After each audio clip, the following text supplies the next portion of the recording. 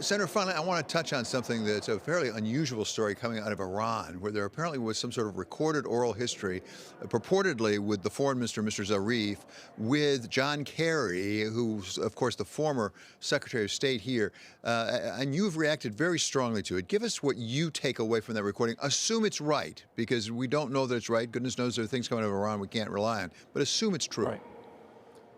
Well, look, David, what I did, I went down to the floor of the Senate on Monday. And by the way, I've never done this before. I've never asked for any official, Biden administration, Trump administration, Obama administration, during my term in the Senate to resign. You know, I've been tempted, but I haven't. But I asked for the resignation of John Kerry. And if he doesn't resign, he should be fired if this is true. Now, we got to figure out if it's true. I think it certainly looks like it's true. But here's what he did.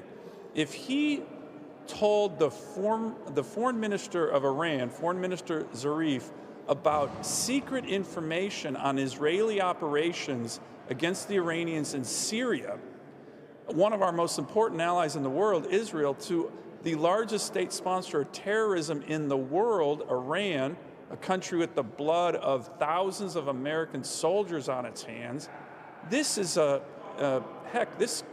this is a treasonous act, in my view, and I don't say that lightly.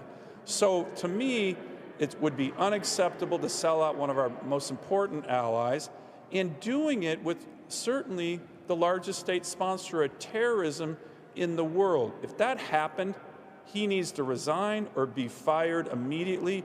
I'm going to be sending a letter to the president later today with several senators saying, Mr. President, you need to look into this. You need to get to the bottom of this.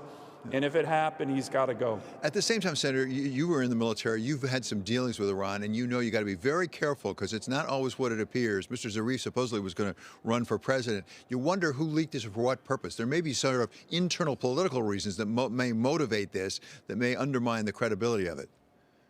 Look, there's a lot that we need to find out about this, and I don't disagree with you. You certainly can't trust the Iranians. But if this tape is true, and even in that tape, Zarif says he was astonished that John Kerry would tell him something like that. So even he's admitting how really outrageous this is.